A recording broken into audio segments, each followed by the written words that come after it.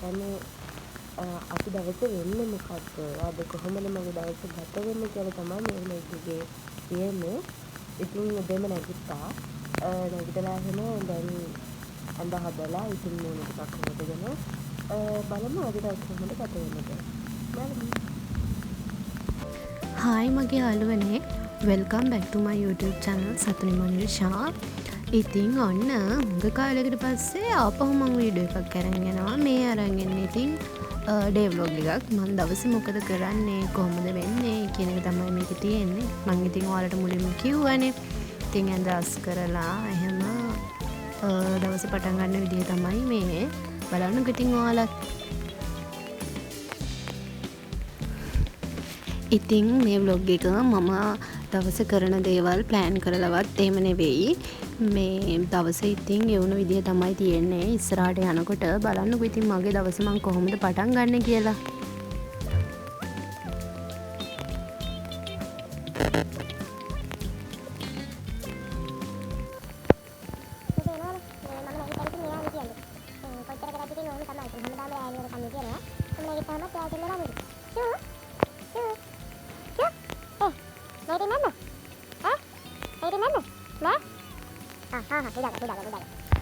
ඔය ඉතින් මාත් එක්ක නිදාගෙන එයා දැන් මම නැගිට්ටට පස්සෙත් ඇඳේ ඉන්නවා.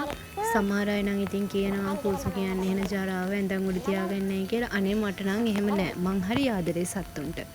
මේ හිතියට මම මූණවත් හොදලා නෑ ආදරේ. තාම නැගිට්ටා විතරයි. මම මූණ ටිකක් හොදගෙන ඉන්නම්. බලමු ඒක මොකද වෙන්නේ කියලා. මූණත් හොදන් ආවා. දැන් ඉතින් පොඩි වැඩක් කරලා උදේට ඉඳලා අතු ගාලා කරලා ඊට පස්සේ ටවුන් එකට යන්න කියලා මම හිතාන්නේ. බලමු.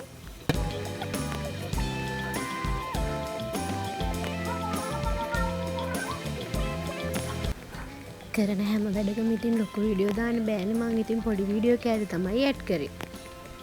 හරි. දැන් ගෙවලු ටස් කරලා තිබුණා. දැන් ලෑස්ති වෙන්නේ උදේ කෑමක කන්න. ඉතින් උදේම නැගිට්ටාම මට බත් එක ගන්න දෙන්නේ. ආඩ වෙනනම් අද මම උදේ කෑමක මොනවද දෙන්නේ කියලා. මම ආසම දෙන්න දෙයක් තමයි කියන්නේ. බලන්න. මේ තමයි ඉතින් මගේ උදේ කෑම එක. සෝයයි කොච්චි සම්බෝලයි. මං ආසම ගෑම තමයි නයි කොච්චි කියන්නේ. ඉතින් මම බත් එක අයිනේ නයි කොච්චි දෙකක් තියාගෙන කෑවා. කාලා හැම ඉක්මනටම ටවුන් යන ලෑස්ති වෙන්න උනා. මොකද යන්න කියලා හිටපු එක යන්න බැරි වුණා. ඊට පස්සේ ලෑස්ති වෙලා ඉක්මනින්ම ටවුන් එකට බස් එකේ ගිහිල්ලා ඉවර වෙලා ATM මැෂින් එකෙන් සල්ලිත් අරගෙන යාළුවෙකුට සල්ලි දාන්න තිබ්බා. ඒ ටිකක් දාලා හැම ටවුන් එකේ වැඩ ටික කරගත්තා. ටවුන් එකට ගිහින් ආවා. මාර වැඩේ කියන්නේ ටවුන් එකට ගියා තමයි මේ කරගන්න උදේ එක වැඩක්වත් කරගන්න බැරි වුණා. ඔක්කොම කඩ වහලා ටවුන් එකට. ඉතින් ආසාවට චොක්ලට් ටබ් එකක් කරන් ආවා. දැන් මේක කන්න තමයි හදන්නේ. භාගයක් කාලා දැන් ඉතින් මේක කන්න හදන්නේ. මේ ටවුන් එකට ගියපුවාගේ නම් ගොඩක් වීඩියෝ ගන්න බැරි වුණා. මේ මොකද වැඩ හරියට තිබ්බා. ඒ නිසා ගන්න බැරි වුණා. ටවුන් එකට ගිහින් කරගන්න බැරි වුණා වැඩ තිබ්බට සමහර වැඩ ටිකක් තිබිලා ඒ ටික කරගත්තා. ඉතින් ඒ නිසා වීඩියෝ ක්ලිප් ගන්නත් බැරි වුණා.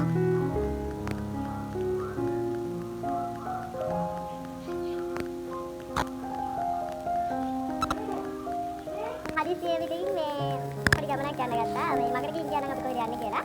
මේ මෙහෙට ඒක රහසකින් පස්සේ යනවා. ඉතින් බලමු. කොහොමද ඉතින් අද ගමන් සගියා. අපි දැන් අර බයික් යන්නේ මම තමයි බයික් කියලා යන්නේ. හරියට පිටපස්ස හිටන් යන්නේ.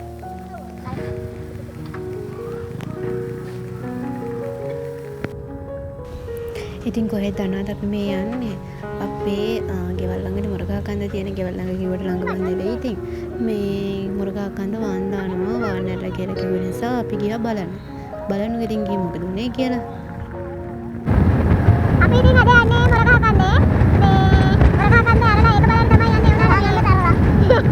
ඒ උනාට මේ පාර නම් වතුර මේ යෝදාලනේ. යෝදාලට වතුර එනවනේ මේ විදක්. ඔන්න ඔච්චරමයි ඉන්නේ. ඉතින් අර මේ මුරගා කන්ද ඇරිය කර මේ පේනවනේ කරත් පයින් කඩාවල වැටිලා. විනාශයක් තමයි ඉතින් වෙලා තියෙන්නේ. ඉතින් අපි බලන්න යනවා කියලා නංගි කියන්නේ කිව්වා. මම උලන් සද්දෙට ගහන්නේ නැහැ කියලා. ඔය ඉතින් අපි අපි තුන්දෙනාම බයික් එකේ තමයි ගියේ. මේ කොමරි හුලන් සද්දෙත් එක්ක වීඩියෝ කරන එකට කියන ඒවා ඇහෙන්නේ නැති වෙයි කියලා තමයි අපි හිතන් හිටියේ. හැබැයි බලපුවාම මේක හොඳට ඇහෙනවා. මේ ඉතින් ඒ කියන ඒවා ඔක්කොම ඉතින් වීඩියෝ එකේ ඇහෙනවා. මුරගහ කන්ද ළඟට ගියා අපි. ගියාට පස්සේ බලන්නකො මොකද වුනේ කියලා. පහුගිය ටිකේ ඉතින් රටට උන විනාශ ඔයාලට මතක ඇතිනේ. ඉතින් ඒ වගේ මුරගහ කන්ද ජලාශයේ පාරටත් ලොකු හානියක් වෙලා තිබ්බා. ඉතින් අපි ගියා ඒක බලන්න. අපි මුරගහ කන්ද ජලාශය ඇරලා කියලා කිව්වට ඇරලා නම් තිබ්බේ නැහැ.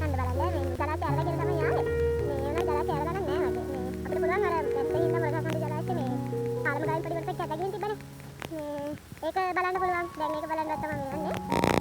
බලමු කියලා. එන්නට එකක් ගැලවෙන්නේ නැහැ. තව දැක්කා ඉතින් බයික් එක.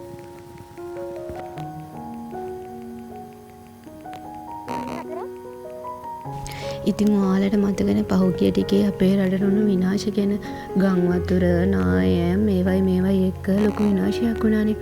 ඉතින් අපේ පැත්තට නම් එහෙම ලොකුවට බලපෑමක් තිබුණ නැහැ. හැබැයි ඒ වුණාට මුරගහ කන්ද ජලාශය වාහන ඇරපු නිසා ලොකු හානියක් වුණා ජලාශයේ අවට ලැහැරමුණට ඒ වගේ. ඉතින් මුරගහ කන්ද ජලාශයේ පාලම ළඟ පාරෙන් පොඩි කොටසක් ආව වතුර පාර සැරට කඩාගෙන ගිහින් තිබ්බා. ඒක තමයි මේ අපි බලන්න ගියේ. ඉතින් මේ වෙලාවේ දැක්කහම හරිම දුකයි. අපේ ඉතින් මුරගහ කන්ද ජලාශය කියන්නේ ලොකු සම්පතක්නේ ඇලහැර පැත්තේ මිනිස්සුන්ට. ඉතින් බලන්නකො ජලාශයට වෙලා තියෙන හානිය කොහොමද කියලා ඔයාලටත් දැක්කහම පුදුම හිතේ.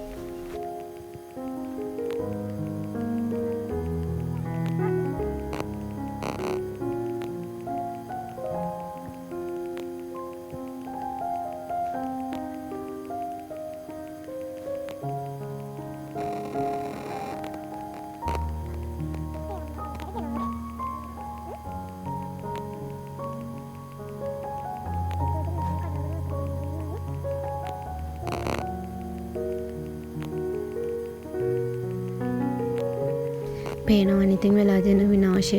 ඔයාලට මේක දැක්කම ඉතින් හිතා ගන්න පුළුවන් නේද කොච්චර වතුර ප්‍රමාණයක් මේකෙන් එන්න ඇද්ද කියලා. ඉතින් ඒ ආව වතුරත් එක්ක මේ වගේම කැඩලා බිඳලා ගියා වගේ අබංගඟට ගියපු මේ වතුරෙන් යටවිච්ච ගෙවලුත් තිබුණා. මහ විනාශයක්. ඉතින් හරිම දුකයි ඒව දැකපුවාම. අනේ මන්දයි ඉතින්.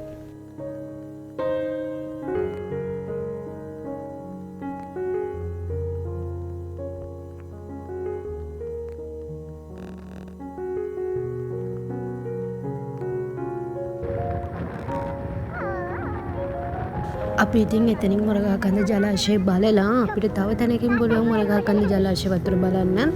ඉතින් අපි ඒ පැත්තට ගියා බලන්න. මේ වෙලාවේ ගත්ත වීඩියෝ එකක් බලන්නකෝ ඔයාලා.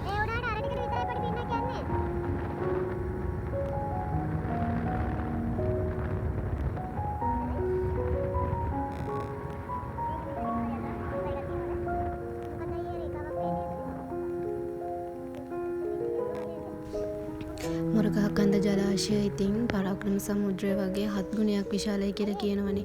ඉතින් එතකොට හිතා ගන්න පුළුවන් මුරගහ කන්ද ජලාශය කොච්චර වතුර ප්‍රමාණයක් තියෙනවද කියන්න.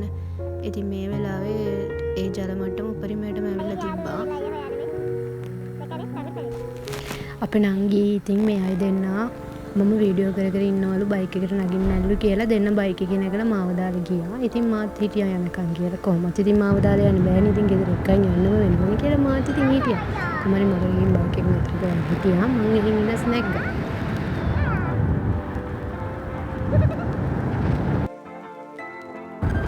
ඉතින් ඔයාලා මේ දකින්නේ ඇලහැර අමුණ. අපිට ඇලහැර අමුණ බලන්න නම් යන්න බැරි මොකද මේ දවස්වල తాවකාලිකව හදනවනේ එතන. ඉතින් ඒ හින්දා මම ඔහොම වීඩියෝ ක්ලිප් එකක් ගත්තා. මේ තමයි ඇලහැර ඇල හැරෙන තැන. ඒක තමයි ඇලහැර කියලා කියන්නේ. මේ තමයි ඒ තැන.